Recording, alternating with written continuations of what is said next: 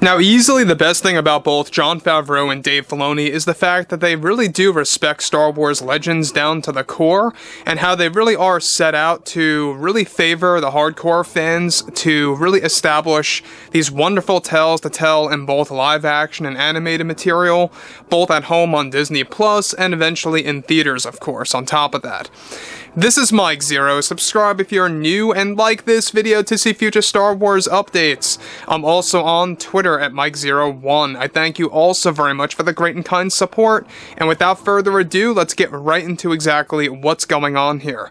Now, we know that Jon and Dave are all about really reviving George Lucas's vision, his overall philosophy of Star Wars, his outlook on the franchise, what Star Wars really stands for.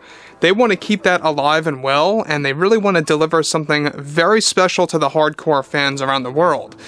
Now, what's really interesting is that we know that at this year's D23 event, a lot more shows and movies are about to be announced that will be run by both Jon and Dave, that's really going to deliver a powerful new message to fans that Legends is coming back to life, that we are going to be getting the true Star Wars that a lot of fans really got excited about for the past couple of years before everything started kind of going downhill, right? They want to revive that excitement again for Star Wars. So what's really intriguing about everything that recently just happened over at Lucasfilm and Disney involves something very special that's about to happen between both Jon, Dave, and other special aspects of Star Wars. Let's get into this. Now, with both Jon and Dave currently working on many fixes to the Star Wars franchise, they recently got Disney to agree on something substantial for the future of the Star Wars universe and how it involves one of the fan favorite characters.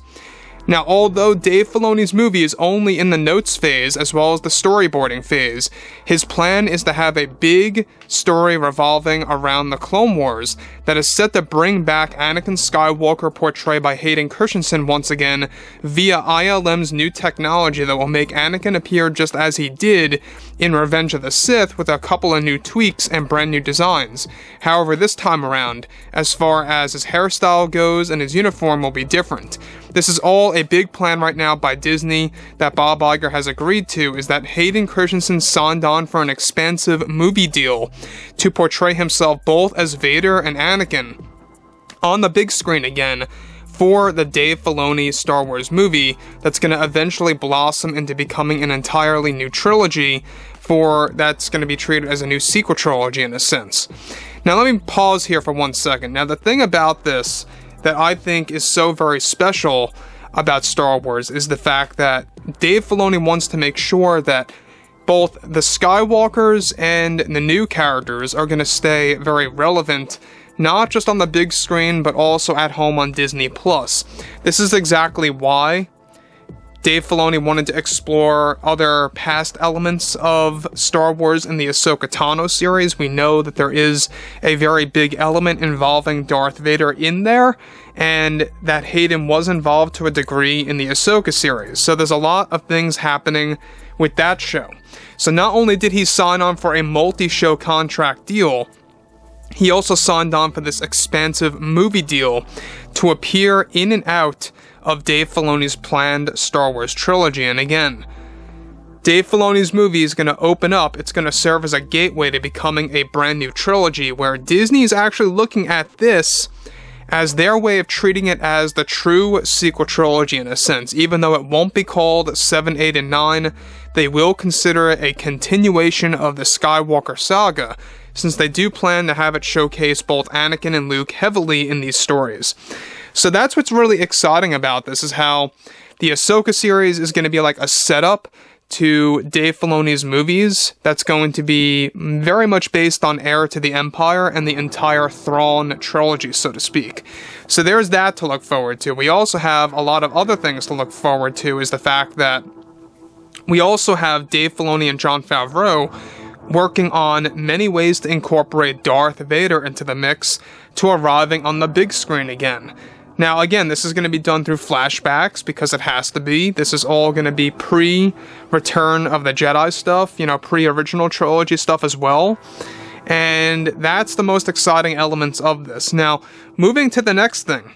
alright, is that this of course will be done via flashbacks through characters like Ahsoka Tano and others associated with Anakin and or Vader from the past.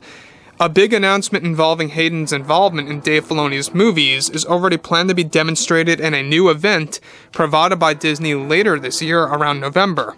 John and Dave already met up with Hayden, and what they plan to do with Anakin is said to mostly consist of new Order 66 flashback scenes, as well as full-scale Clone Wars battles.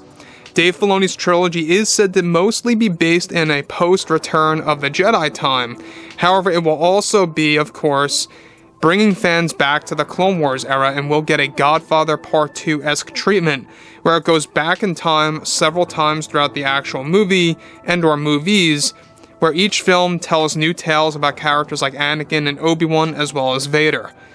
Now, look, this is probably the best way for Dave Filoni to really kind of bring new life into Anakin on the big screen and to really kind of kickstart or rejuvenate Hayden Christensen's career, not just on, Disney Plus, but also on film, getting him back into the theaters. This is most exciting, and the fact that this is progressively happening step by step is probably the best scenario for John and Dave to also kind of make a true name for themselves. Now, look, I think that at the end of the day also, we know that the Clone Wars in live action has not been touched on really all that much.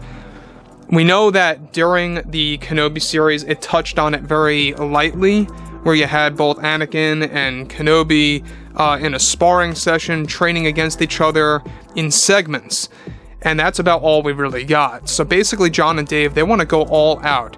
They want to give Anakin the opportunity to engage in full war against the droids, stuff like that, on film, and ILM is going to participate in using this new revolutionary technology that's going to make Anakin appear just as he did in the prequel trilogy, so they're going to be able to de-age him properly. And that was the one critique that a lot of fans had about the Kenobi series, was the fact that the de-aging technology was not really used to its greatest ability, and surprise, surprise, this had a lot to do with Kathleen Kennedy trying to dial back on the budgeting for the Kenobi series. They didn't want to spend all that much money into the de-aging effects on Hayden. They didn't have to do it so much for Ewan McGregor, surprisingly, but they had to use a lot of it for Hayden, so to speak, to make him appear as if he's 19 years old. So, that was the one problem. There's some shots in there, if you look very close, where it's very apparent that Hayden does not look like a 19-year-old in the Kenobi series in those training scenes. So overall, John and Dave, I believe, made the right call. Bob Iger made the right call. As much of a skeptic I really am to this day about him, I gotta give Bob Iger credit for allowing both John and Dave to do exactly something like this to give Hayden a good shot at coming back into the theaters again. So overall, guys, fill me in below in the comments what you all have to say about this, and if you guys did enjoy the content for today, make sure to drop a thumbs up on this video to support the channel, and I will catch you guys next time.